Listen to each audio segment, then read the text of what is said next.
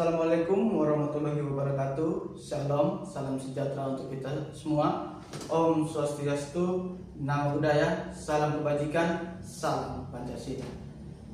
Perkenalkan, nama saya Stefano Dodi Bobo. Dan saya Gustaf Kebajanga. Kami peserta Latsar Angkatan 26, gelombang 3. Sekarang kami akan membahas suatu tema yang mungkin sering kita dengar, tetapi kadang cuma dianggap formalitas.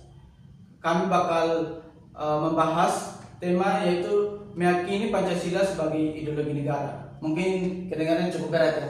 Tetapi hari ini saya dan Mas Gustaf punya sudut pandang yang seru soal tema ini.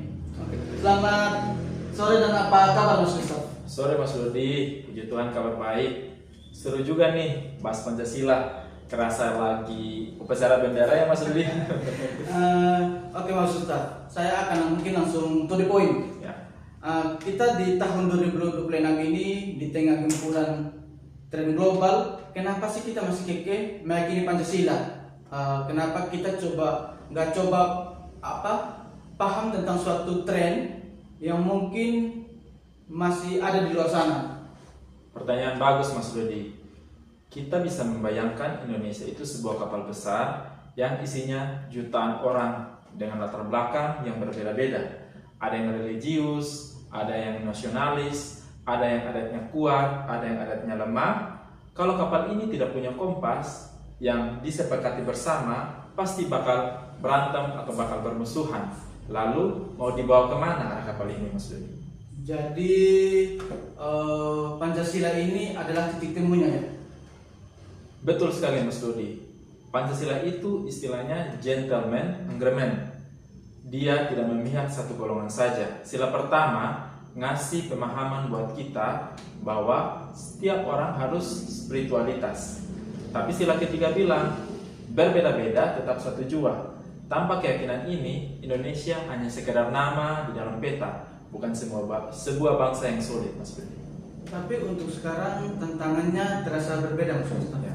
Kita hidup di zaman yang algoritma, di mana hoax tersebar di mana-mana, orang gampang banget terpecah karena politik. Masih relevan atau tidak nilai-nilai ini di media sosial? Ya. Justru di situ ujiannya. Meyakini ideologi itu bukan soal hafal butir-butirnya, tapi bagaimana kita bersikap, berperilaku. Bukan hanya mengetik sembarang di kolom komentar. Contoh simpel, sila kedua, kemanusiaan yang adil dan beradab. Kalau kita meyakini itu, kita tidak sembarang membuli orang, kita tidak sembarang menyebarkan fitnah. Jadi, meyakini Pancasila itu artinya kita harus punya filter, bukan kita mengetik sembarang di media sosial tanpa mengetahui kebenarannya Mas Dodi. Oke, jadi Pancasila ini kayak operator sistem yang mungkin setiap hari berjalan terus di otak kita ya? Betul banget Mas Dodi. Jadi istilahnya bukan cuma wallpaper yang kita pajang di HP saja atau di kantor-kantor saja Mas Dodi. Oke, terima kasih Mas Gustaf. Jadi buat teman-teman yang mungkin merasa tema ini terlalu birokrasi, gimana sih caranya meyakini bahwa Pancasila itu secara tulus bukan karena disuruh? Coba kita lihat hal-hal di sekitar kita. Pada saat tetangga bantu kita lagi kesusahan, atau di setiap lingkungan lagi membersihkan, bergotong royong, membersihkan halaman yang ada atau pekarangan yang ada, tanpa nanya kamu sukunya apa Mas Dodi, itu adalah Pancasila yang lagi bekerja. Kita meyakininya lewat tindakan. Rasa yakin itu bakal muncul kalau kita sadar bahwa tanpa nilai-nilai kedamaian yang kita nikmati sekarang bisa hilang kapan saja Mas Dodi. Benar banget Mas Gustaf. Jadi ini bukan soal doktrin Ya. tapi bagaimana cara kita bersyukur atas rumah yang begitu besar yang masih berdiri tegak sampai saat ini. Wah, tidak terasa Mas Gustaf ya? Kita membahas suatu obrolan ini dengan singkat dan padat ya.